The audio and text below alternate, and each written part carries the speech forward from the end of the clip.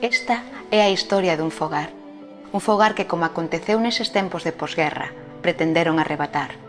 Un fogar que, como a familia que acolleu, pretenderon someter. Aquí naceu o núcleo da resistencia. Os montes que rodean este fogar foron o berce no que medraron a ilusión e a esperanza.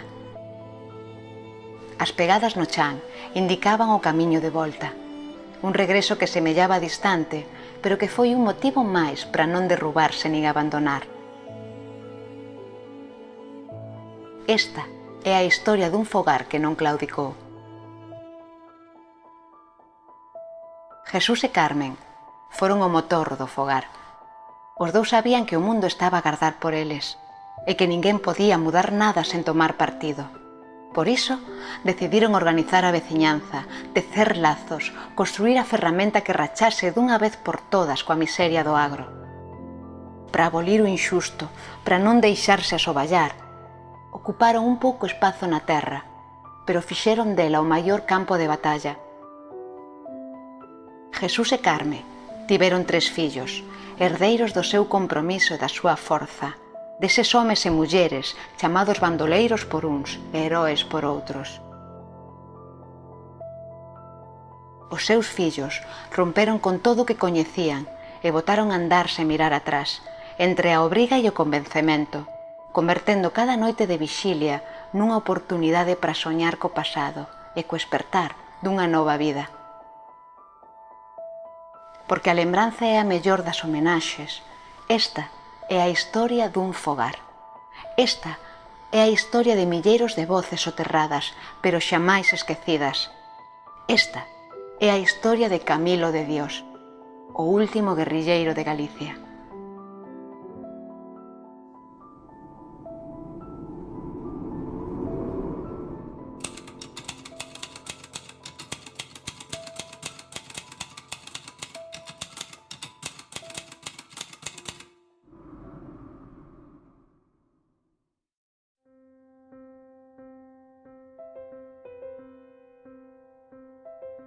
Bueno, vamos a ver, eu no momento que chego a casa vexo platos aí no comedorciño, que eres aí, vexo cousas, xa me dou conta de que eu fora regar un prado e esas cousas, e cando chego da noite, pois vin un camión de guardias civiles alrededor da casa, e eles estaban 5 guerrilleros aquí e escaparon porque pensaron que estaban rodeando a casa. Escaparon, pois, miña nai tamén se escapou con eles e meu irmão. E cando eu cheguei xa non había coche da Guardia Civil, xa se había marchado e que xa non había nada. A nai, claro, está colaborando coa guerrilla no llano, e entonces eles, dentro da situación clandestina, pois tuvo que ter unha influencia moi importante para que se incorporara a guerrilla. Como a nai ten que incorporarse á guerrilla porque cando se ve cercada, a única salida para non caer xa nas mans da represión ten que pasar por monte, a clandestinidade. Pois, máis ben, quixen facelos vir para a casa. E incluso foi un tío meu conmigo, para convencelos que se viñesen para a casa, que non había ninguna alarma, ni moito menos. Pero, bueno, o meu irmão empeñouse en que había que loitar, que había que seguir adiante, habíase enrolado na guerrilla, na guerrilla, nas xuventudes socialistas, habíame notado a min tamén, eu non tiña moita conciencia política e non a teño hoxe, pero, bueno, el daquela estaba moito máis politizado que eu. Bueno, empeñouse en que había que seguir loitando, que loitábamos mellor no monte que na casa. Bueno, o monte, fomos ao monte. Camilo afirma que el non se tirou ao monte, que o tiraron ao monte, que non había outra alternativa, porque a él iban a matar, a él e a súa familia, non lle quedaba outra solución. Bueno, a mellor a outra solución sería pois facerse de falange, por exemplo, para compensar que o seu pai fora do Partido Comunista. Todas as cuestiones poden ser posibles, pero non había outra solución. El foi ali a loitar contra unha ditadura, tamén para salvar a vida, pero sobre todo para loitar contra unha ditadura. Cando ela pasa, realmente ten que pasarse xa a clandestinidade, a guerrilla, ao monte, por decir, non? Pois aí foi obligado, porque a represión, non podes aguantar máis aquí, tens que escapar, porque senón xa te engañan. Entón, por lo menos, tens que pasar e ser útil na guerrilla, non? Como ela foi tan heroicamente, non? E Camilo, claro, Camilo foi un rapaz valente. Medo?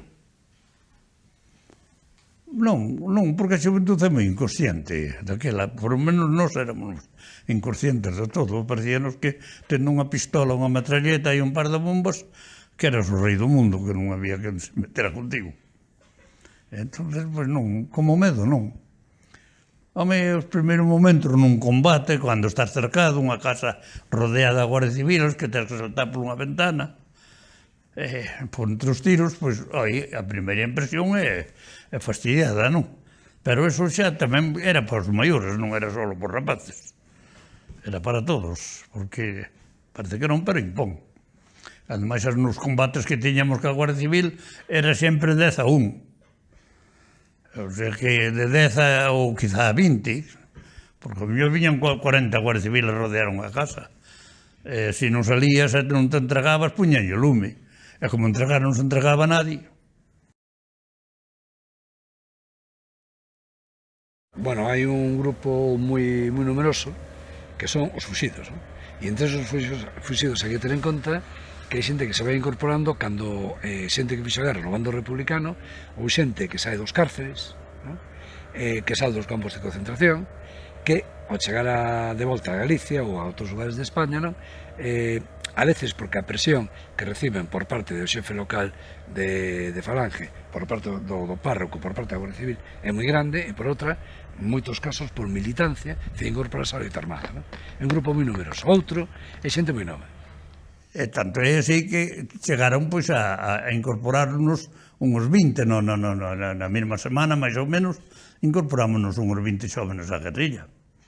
Entonces é que había unha organización que estaba funcionando directamente. Despois xente que salía da cárcel, xente que escapaba dos campos de concentración, das minas de Penoutas, das minas de Pontevedra e de Wolfram. Claro, esa xente pois viñan prisioneros de guerra, que se podían, tiñan unha ocasión de escapar, escapaban e incorporábanse á guerrilla. Entón non tríase desa xente. Hasta o ano 45-46 sí que había idea de que o que dixen antes, despois de Hitler Franco, non? Pero cando comproban que o apoio aliado non se dá, que Franco a cada respetabilidade internacional pasa a ser de un dictador residual a ser el centinela do Occidente, un baluarte anticomunista e demais, non? Solo se pensaba en desestabilizar o régimen para que non fora reconocido por as potencias aliadas. Pensábamos que despois de Italia, do fascismo italiano, despois do fascismo alemán, japonés e tal e cual, que tocaría a España e a Portugal. E entonces a misión era desestabilizar o gobierno. Tampouco era de matar guardias civiles, porque moitas veces tuvemos que tirarnos nunha cuneta ou meternos nunha emboscada para deixar pasar 2 guardias civiles que iban tapados cunhas capas e cun mosquetón debaixo da capa, que, bueno, que a bofetadas quitaban as armas. Además non facía falta nin darlle bofetadas. Había que deixarlos pasar para non encontrarnos con eles. O sea que o noso non era matar guardias civiles. En defensa, claro que tiñamos que matalos. Cando nos cercaban tiñamos, pois, había que buscar a forma de salvarse. E claro, como un rapaz moi novo, con moi boa forma, con moito sangre frío, moi forte, enseguida entra no que en outros lugares chaman grupos de choque e na zona orense chaman guerrilla volante, non? Os da guerrilla de choque nin éramos máis valientes nin mellores que os outros. Concretamente eso, que éramos xente moi nova, que podíamos andar unha noite inteira tranquilamente, facer 40 kilómetros por as serras. Había que atravesar un río, pois atravesábamos un río, nadábamos. Entonces tiñamos unhas condicións un pouquiño máis especiales que as da xente maior que xa non se atrevían a pasar os ríos, a nadar e a cousas desas. A mí me sorprende enormemente como viven no monte. E vivir no monte e sobrevivir no monte só sería posible se é un home de campo, un campesino. Un home que foi capaz de aguantar dificultades, pasar fame, etc. Como orientarse no monte, como seguir, como facer para que non lles encontraran, como sobrevivir con moi pouca comida. Eso solamente pode ser unha persona. De feito, unha das características da guerrilla é que son xente campesina, que saben sobrevivir. Unha persona urbana non sería capaz. A mí me impresiona moito, por exemplo, ver morrer os compañeiros, ese heroísmo que ten, por exemplo, cando un compañeiro queda ferido e para que non o collan vivo, porque eso podería delatar os compañeiros, pois el se pega un tiro. Esas historias de morte, esa relación tan directa ca naturaleza e ca morte, a mí me impresiona enormemente, me parece algo como legendario, como de algo que é moi difícil de entender que existira realmente.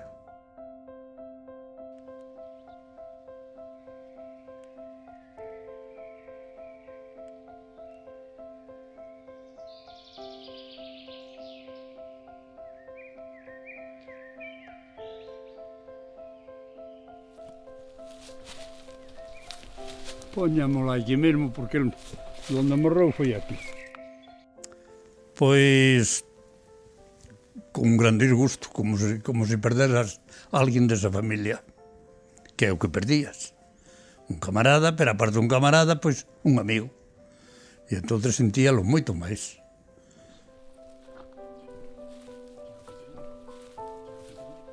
Que aquí é onde morreu Servando Sampaio.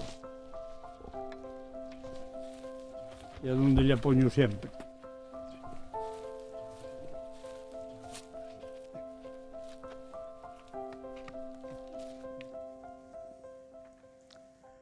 Si se podía, que ia ferido e se podía levar, era imposible.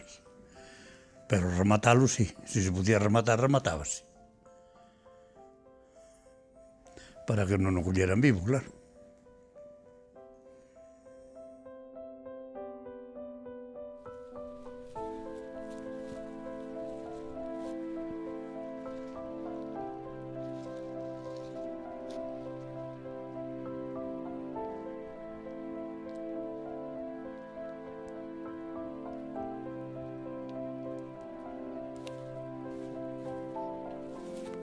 Xa está ben.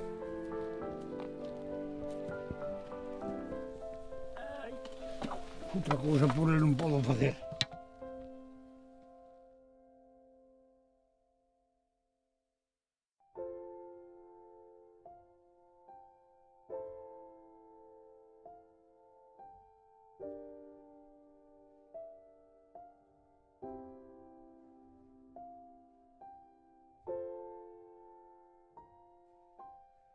A Edreira era, como decías antes, como un caramelito apetitoso para calquera grupo guerrillero, porque era un lugar moi confortable e moi seguro, non? Está na serra de San Mamede, cerquiña onde nace o río Vivei, que pasa por ali. Era, porque só quedan unhas ruínas. De feito, cando estuve ali con Camilo última vez, decía, mira que pena, aí onde están eses salgueiros, aí facíamos instrucción. E como facía esa instrucción? Sí, pero como? Pois se facía instrucción como se foran soldados, de verdad, co fusil así, desfilando, non? Bueno, aí pegábamos tiros, aí nos bañábamos e tal, non? E aí cazábamos troitas, porque cazaban troitas a tiros.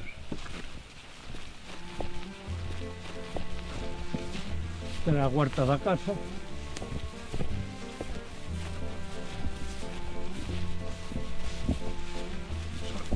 Entón aí se xunta un grupo moi numeroso que están moi seguros, porque claro, o acceso ali era como era na época, non? Da cabalo, a pé e pouco máis, non?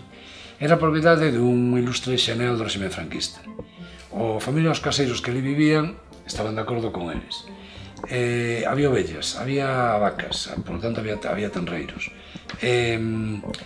Estaban de acordo con varios xamoneiros para comprarlle moi baratos xamóns. facía unha vida moi sana.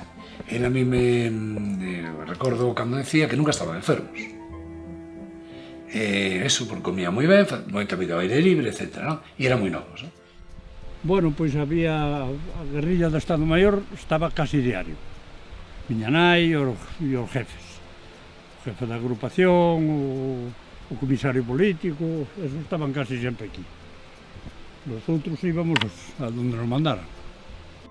Entón representa a Edrena un lugar onde teña un aparato de propaganda, donde a nai de Camilo e Benigno Fraga, con un home de certa idade, están en funciones de intendencia, para entendernos, e labores de elaboración de propaganda, non? Donde teñen a Almacén de Armas, que exerce funcións do hospital, dentro que cabe tamén, non? Isto que é Edreiro, industria ao balneario, precisamente porque era un lugar moi confortable, non? Quizá xa unha lousa por aí donde se...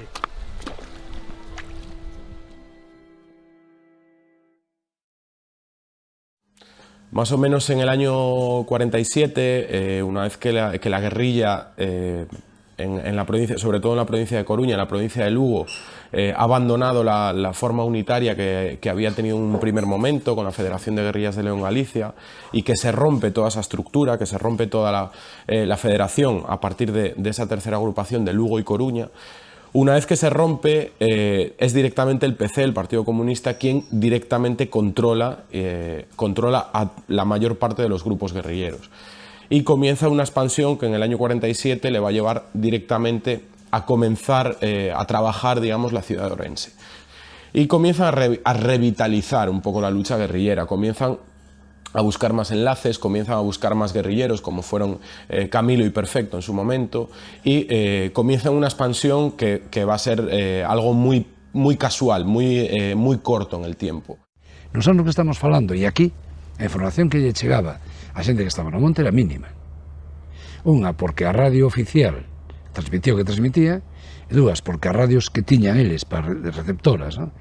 Hai un momento en que o partido, no ano 47, 48, 49, envías máis xente e envía radios, non? Pero é escasísima a información, non?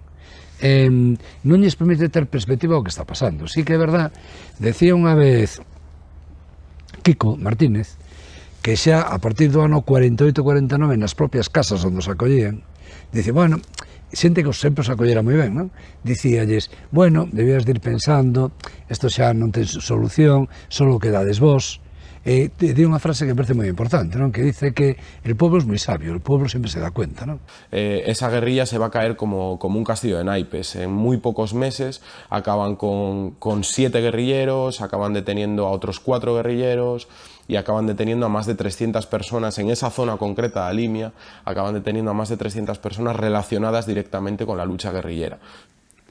A dirección mandounos, a dirección, me refiero á agrupación guerrilleira, pois tuvo unha reunión e acordamos pois de facer unha operación en Orense na capital. Dan unha especie de escarmento e esas cousas ás fuerzas de represión e baixamos 6 homes, os da guerrilla volante ou guerrilla de choque, das dúas formas nos chamaban, e baixamos pois, a facer esa operación, pero tiñamos un elemento que non o tiñamos localizado, que non sabíamos onde vivía. Entón buscábamos pois un enlace en Orense para que nos dixera onde vivía ese señor, que o sabía. Non o encontramos. Total, quedamos custodiando as armas e as cousas ali, 2, e os outros 4 baixaron á ciudad, de noite. Foron ao cine, foron a varios sitios, buscando e preguntando por él. Non sabemos se o conoceron, se o localizaron, como foi. O que sí sabemos que por outro día, cando estábamos comendo, cercáronos e quedou pois, un morterazo entre nós. A primeira noticia, pero claro, retrospectiva, porque en aquel momento eu non pensaba para nada, nin a miña militancia posterior, nin o conocimiento que iba a ter de Camilo e de Antonio Pérez Barreiro, pero a primeira lembranza que teño era como tiña 10 anos, que no ano 48, que salía do colexio pola tarde, e cando iba por a Plaza do Ferro, empecé a escoitar pois, tiros de armas de lume e ademais pois, de pronto había un coche de bombeiros que era moi historiado e que volcou por a velocidade con que iba e fomos os rapaces encantados sin medir o peligro a ver que pasaba, aínda que había un cordón e non nos deixaron pasar. Enterámonos despois que fixeran unha redada o exército con un grupo de guerrilleros que viñan a facer unha actuación de castigo en Ourense, ellos acordonaron unha casa que incendiaron e logo pois obrigáronos a salir e os detuveron. Pero chegamos, cruzamos a carretera de Tribes, baixamos un pouquiño máis abaixo, na Praza das Mercedes hai máis fuerzas, carabineros entre eles e tal, a policía, bueno. Ali xa nos refugiamos nunha casa esperando que viñera a noite. A noite, cando chegou a noite, dicimos, bueno, pois, a noite escapámoslle. Porque esta casa é unha casa grande, unha casa boa, e non la queiman. E, efectivamente, pois, metémonos na casa, botamos a xentiña que había por ali fora, pero queimaron a casa. Empezaron a bombardear a casa, queimaron a casa, José María, que é ferido, pediume que lle pegase un tiro, tiña unha mausana, dixenlle tes o hospital, saquei a pistola da funda e pegouse un tiro. E a continuación, pois algo me deu a min na cabeza, que me abriu por aquí, e se ve a cicatriz, e que aí tamén, aí quedou todo.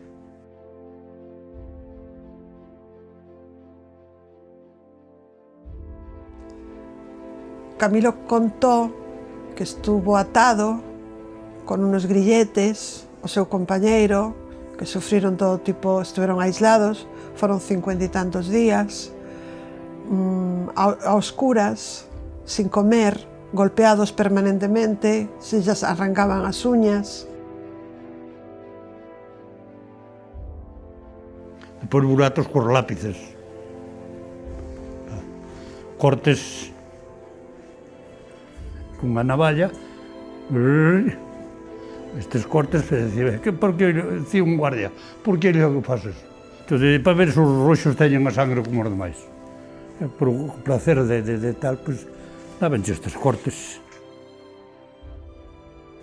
Bueno, pois o que pensaba que me iban a matar, estaba deseando que o fixeran, claro. Tanto é así que lle faltaba aos guardias e aos jefes, faltabarlle canai, faltabarlle con toda a súa familia, claro. Xa para ver se un se desesperaba nun momento de faltarlle tanto e che pegaba un tiro nunha puñetera vez. Porque sabías que ao final iba a ser a pena de morte.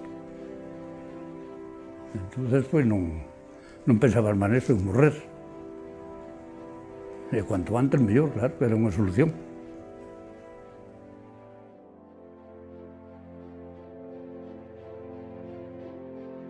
Eso, que esperábamos que nos mataran pronto. E ademais hasta recibiríamos, creo que con verdadeira satisfacción.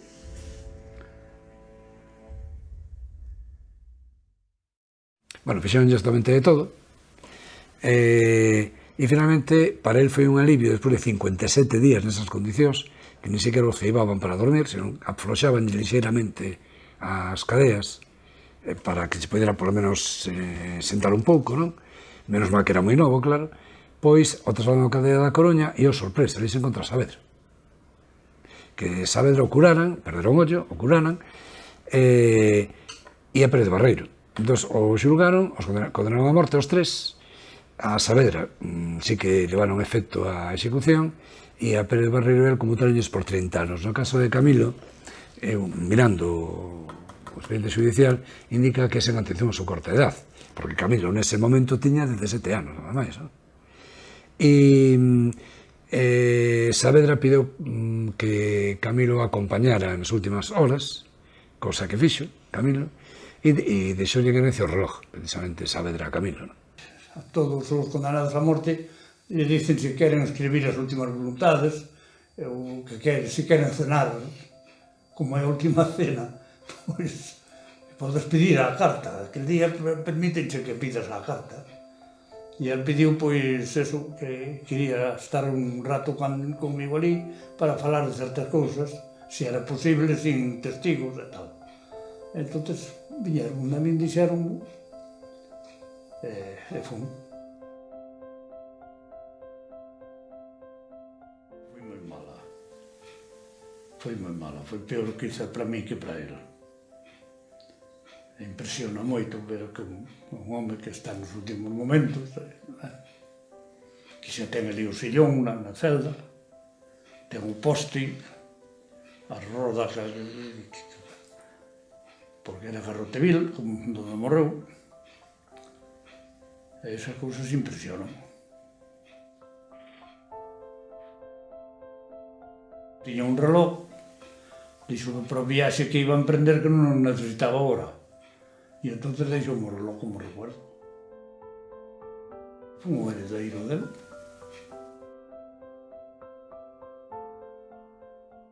Un reloj de bolsillo que funciona. Teño eu aí como unha joia colgado.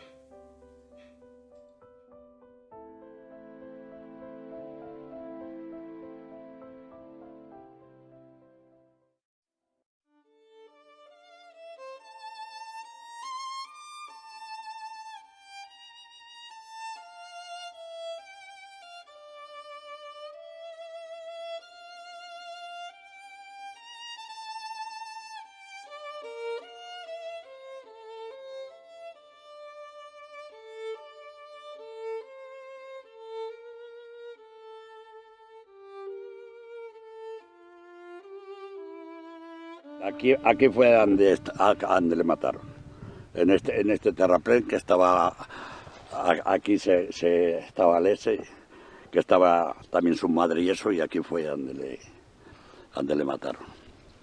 Y aquí ya anduvieron a tiros, todos. Escribí unha carta a miña nai, debía ser xa lá por mes de setembro, e eles morreran en maio. Escribí unha carta cando a deixaron, claro. Carmen Fernández Seguín decátase de que o seu fillo foi ferido gravemente ou quizáis mortalmente.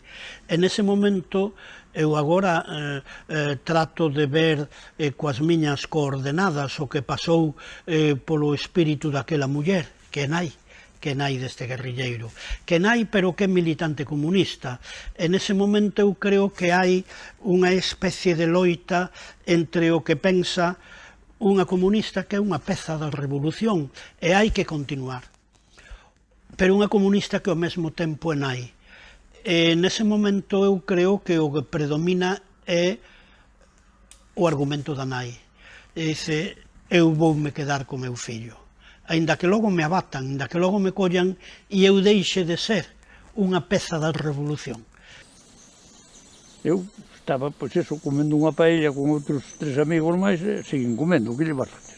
Leín a carta, bueno, pois, siguen comendo. Porque endurece, a vida endurece, tía, non... Quizá hoxe son máis emotivo que era entonces. Hoxe afectame moito máis as cousas, a belleza é estúpida. De todo. Digo eu.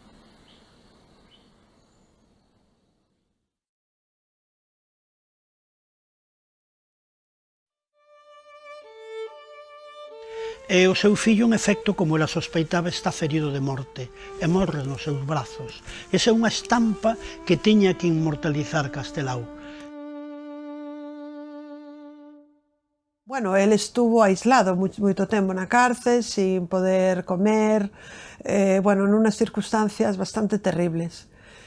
Pero, bueno, despois do que pasara, xa aquelo lle parecía, digamos, pecata minuta. A mí me impresiona moito cando él conta que na cárcel, claro, non o iban visitar. E me daba moita pena, porque non o iban visitar porque a familia estaba represaliada. Quedei en 20 anos e un día, trasladáronme para o penal do Dueso, pasando por un montón de prisións, desde Ponferrada, pois a Palencia, de Palencia a Santander, Santander a Santoña, que é o penal do Dueso. Ali botei 2 anos, volvín a Santander, volvín a Palencia, de Palencia para Ávila, de Ávila levaron a Segovia, de Segovia a Madrid, e de Madrid a Alcalá de Henares. Botei 5 anos en Alcalá de Henares, volvemos a sacar de ali, volvemos a traer a Carabanchel, de Carabanchel a Yeserías, de Yeserías outra vez a Segovia, e métenme no castillo de Don Beltrán de la Cueva en Segovia, en Cuéllar. Ali botei 13 meses, e dali xa volveron a levar para Madrid, primeiro a Segovia, despois a Madrid, en Yeserías, e Yeserías salín en libertad.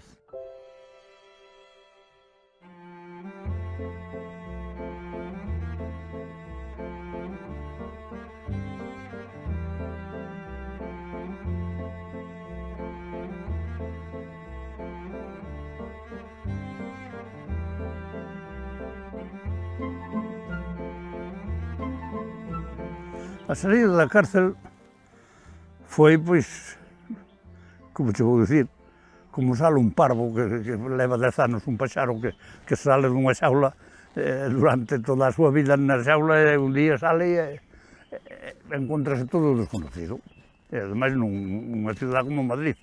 Esos primeros días, esas historias que teñen que ver con el enfrentamiento directo ca realidad, salir a un mundo que desconocía, eso forma parte así de ese dolor tan forte, ¿no? De saber, ahora estou no mundo, compensoume tanto sufrimiento, compensoume perder compañeros, ter a miña mãe presa, en fin, todas esas cosas, pero insisto, todo se compensou porque eles iban por un mundo mellor, todo isto se facía por un mundo mellor. Despois de caer, despois de todo eso, se volveu a reincorporar. Eso quer dicirse que hai moita conciencia social, conciencia de clase, espírito de lucha, e, por lo tanto, eso produce unha predisposición desa comisión a estar constantemente dunha vez e outra vez volver a incorporarse a seguir luchando, a pesar dos peligros que corre, porque é un home moi fichado. Nese sentido, pois ten un valor especial, vamos, o fenómeno das comisións campesiñas, no ano 1969 nos atopamos solamente cos restos da guerrilla, porque despois diso foi un páramo, un deserto polo medo existente á represión durísima que exerceu o franquismo en toda Galicia. Claro, cando aquelo de a protesta esa, fomos detidos outra vez. Detuveron a varios. Claro, eles buscaban o Partido Comunista. Non o encontraron.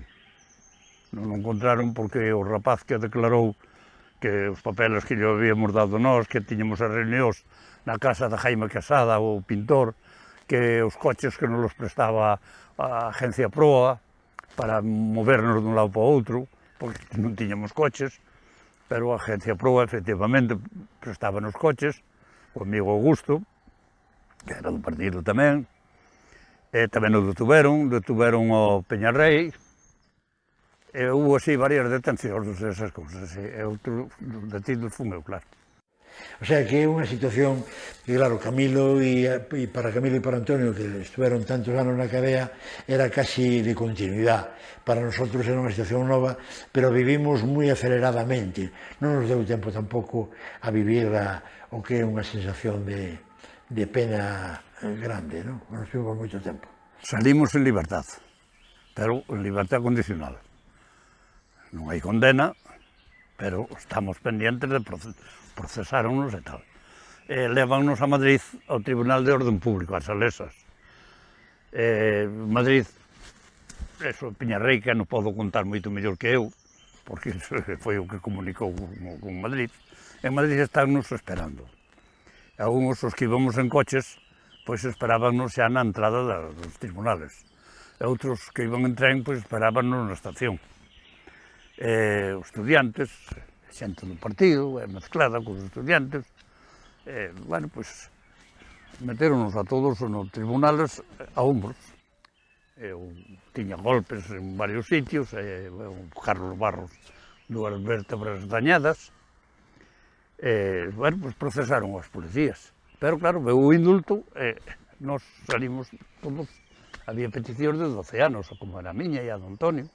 Peñarrei que eran, creo que 6, Augusto outros 6. Pero salimos todos libres.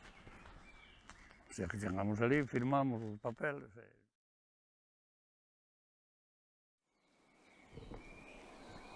Ahora, en cuanto ao meu irmão, eu ao salir da cárcel xa tratei de localizalo. Eu no 59 xa empecé a facer gestións para localizar onde estaba enterrado. O pueblo sabíao, pero escribínlle ao teniente coronel de Ávila pedíndolle os datos. Mandoume incluso unha fotografía de morto, con el xa morto.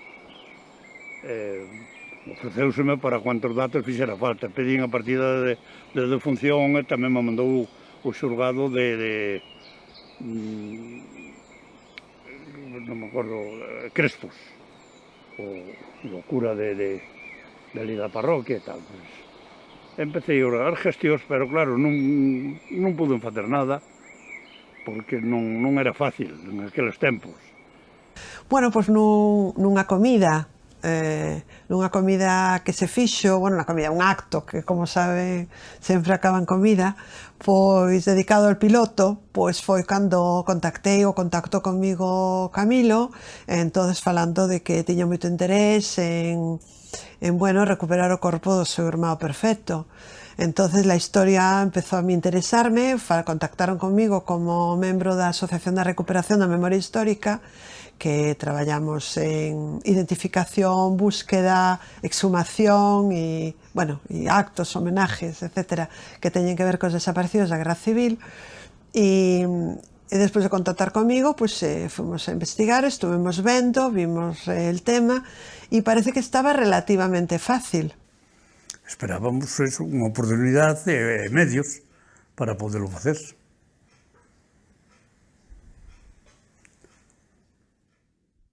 Si bien es cierto, bueno, pues no hay mucha financiación, por no decir nada de financiación aquí en España para este tipo de cosas, y bueno, pues en este caso fue un sindicato noruego el que actuó para financiar dicho proyecto. Pues en este caso esa búsqueda de información se centró sobre todo en el Archivo Militar de Ferrol. En el Archivo Militar de Ferrol es donde se encuentran todo tipo de procedimientos que tienen que ver con violencia relacionada con resistencia y con guerrilla. Una vez que localizamos ese procedimiento, que estaba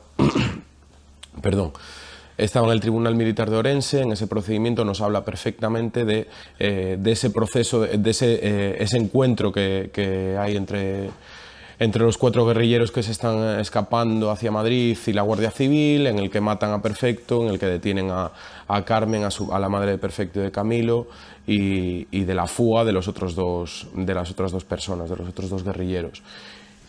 A nosotros lo que nos motivó propiciar esta exhumación del cadáver fue una cuestión más que social. O sea, consideramos que cualquier vecino y cualquier ciudadano pues tiene derecho a que los restos de cualquier familiar reposen junto a él o junto a donde ellos decidan. Entonces es una cuestión más que ideológica, pues es una cuestión más social. Por ideologías en su día había las que había, ahora mismo las sigue habiendo. Nosotros somos un gobierno del Partido Popular, pero consideramos que por cuestión social debemos facilitar al máximo todo este tipo de actuaciones, y por supuesto que nosotros no pusimos impedimento alguno, sino más bien al contrario, como os dije anteriormente, que fuimos los impulsores de propiciar ese hermanamiento. Sí que es cierto que en algunas ocasiones parece que es abrir heridas y propiciar rencillas y enfrentamientos, pero considero que debe regir en primer lugar el principio social y luego ya debajo del principio social el principio ideológico que cada uno pueda tener. El caso de la fosa de Perfecto, una fosa de mayo de 1950, nos sitúa un caso muy diferente en aquellas cosas que la sociedad se empeña en decir, olvidemos esto, que son cosas de la guerra. En el año 50 ya no había guerra, sino que había gente que seguía confiando en que se podía restituir la democracia en España y que seguía luchando por el franquismo. Una vez nosotros hemos recibido el caso de los familiares y hemos realizado la investigación histórica, si conseguimos encontrar el posible lugar de inhumación de una persona es cuando ponemos en marcha un equipo de voluntarios para intentar encontrar esa fosa. En el caso de Cha Herrero, el caso llegó en el año 2002, pero no conseguimos saber el lugar exacto donde estaba enterrado Perfecto hasta el año 2013 aproximadamente, por lo que en el año 2014 pudimos proceder a la búsqueda de su cuerpo. Una vez nosotros conocíamos el lugar donde estaba enterrado Perfecto, que además estaba muy bien marcado en el expediente militar, ya que nos decía exactamente que estaba al oeste del cementerio católico de la iglesia de Cha Herrero, creamos un equipo de voluntarios para intentar encontrar esa fosa. Durante los trabajos de búsqueda, además, teníamos la señalización de esa fosa como a 1,30 metros de profundidad, por lo que es algo que realmente es insólito. Normalmente no enterraban a la gente tan profundo, o si ven la causa militar lo marca de esa manera, normalmente no se cumple. Nosotros cuando buscamos y localizamos una fosa siempre queremos que estén los familiares cerca. En el caso de Cha Herrero, Camilo nos puso el día en que él podía asistir a esa exhumación y él estuvo a pie de fosa. Es muy importante que esas familias estén a pie de fosa porque ellos son los que han solicitado y son los que llevan esperando durante tanto tiempo que alguien les ayude. Camilo en ese momento se emocionó, como es normal. Le hicimos bajar a pie de fosa para que viera a su hermano y explicarle cómo avanzaban los trabajos y todo aquello que iba apareciendo. Y después, al final, cuando dejamos el cuerpo totalmente al descubierto, le dejamos un momento, como hacemos siempre, para que él se quedara ahí junto a la fosa, diciendo y expresando todo aquello que él quisiera. Estaba sereno, como él, así sereno y tal, que aparentemente parece que estaba normal, ¿no? Pero hubiera de ser que vielo, claro, pues nada, estaba pensando, logo falamos, es que estou pensando, porque el falou moito o feito que supera deso, que estaba ali, foi pola nai. Bueno, sí, cando morreu miña nai, claro que lle prometí. En vida tamén, vamos, antes de morrer tamén, lle dixen, non te preocupes, que en cuanto podia, cuanta cousa xa axudas estatales ou do que sea, pois tratarei de recuperalo. Y Camilo o día anterior estuvera muy nervioso. Estaba muy nervioso, incluso pues escribir unas letras, unas palabras, donde se veía evidentemente muy emocionado. Y lo describe con moita claridad, porque él escribe muy bien. Y después a exhumación foi realmente muy emocionante. Camilo estuvo ali de pé absolutamente, todo o tempo de pé, mirando para a fosa, dali non se moveu, non saliu para comer ni para nada, non se moveu dali, dando moitos ánimos que están traballando, que ben traballan estos chavales, que ben traballan, que ben encofran, que ben pican, que ben sacan, e bueno, e sempre hai un momento nas exhumacións nos que digamos que se fai o silencio, e é cando aparece o resto. E iso foi impresionante. Foi impresionante, a verdade, sí. Reencontro, con que te reencontras? Sentín aquilo que recoller os restos dun ser humano que era meu irmão, que era máis vello que a min, que lle quería moito, que era moi comprensivo, era inteligente, gustaballe estudiar, máis que traballar. E claro, pois a mí gustaba máis o traballo. Entonces, el, cando tiña unha pesetiña, dábame a mí e eu facía o traballo. El botaba as vacas para o monte os domingos.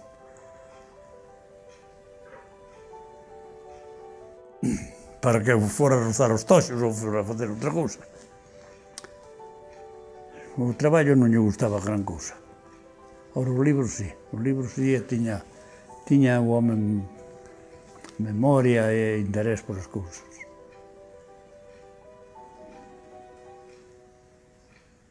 E depois, a parte da satisfacción moral e política, non? Pero xa no caso familiar, de que el vexa consumado, pois, cumplido, non sei se un mandato da propia nai, de que mira, fillos, está en tal sitio, a ver se podedes ou tal, non sei, eso non sei, pero bueno, en concreto, el ve satisfeita tarde, pero por fin, o haber recuperado a seu irmão e poder levar ali unhas rosas, uns clavéis ali á tumba e recordando as súas cousas da súa militancia xuntos, da súa participación na guerrilla xuntos e da súa vivencia juveniles de rapazes brincando xuntos. É un recordo moi bonito, me imagino que el valaralle de moito estímulo de telo ali. Hombre, sí, claro, foi un alivio. Eso desde logo. Por lo menos cumplín a promesa que fixen.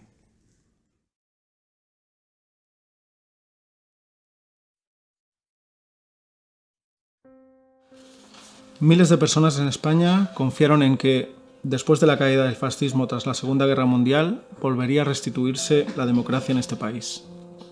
Muchos de ellos, como Camilo y Perfecto de Dios, lucharon por ello. Sin embargo, Europa y el resto del mundo les abandonó. Pasados más de 60 años, Camilo de Dios decide recuperar los restos de su hermano Perfecto de Dios, abatido en el año 1950 en la localidad de Chairreno, Ávila. Decenas de personas a cientos de kilómetros nos hemos unido para recuperar los restos de Perfecto de Dios. Su dignidad y su lucha nunca se habían perdido. E Perfecto, que morreu no colo da nai en Chaarreros, Ávila, o 16 de maio de 1950. Eu non teño palabras para glosar a estampa daquela nai co seu fillo agonizante nos brazos naquela aldea de Ávila. Pagouno con 10 anos de prisión, pero predicou ao mundo que soubo exercer nese intre de nai e de comunista. De Camilo, do gran Camilo de Dios, só diría que é nobre como o trigo limpo. É honrado, como debe ser un comunista. Camilo é un exemplo, como Santiago Álvarez, de como os campesinos que padecen a historia ante estímulos externos convírtense en seres excepcionais e protagonistas desa historia. Síntome orgulloso de ser o seu amigo e o seu camarada. Viva Galicia e os seus fillos preferidos que non están aínda nos libros de historia. No mundo no que vivimos precisamos xente como o noso Camilo para aprender que os valores de xusticia e liberdade non prescriben nunca. O coñecemento verídico do que aconteceu é a mellor homenaxe que podemos facer ás vítimas do franquismo. Con firmeza e con honestidade de Camilo, amigo, soldado da República, utilizando os versos de Mini Rivas, sempre volvemos a renacer, sempre xurdimos outra vez tras 1000 derrotas.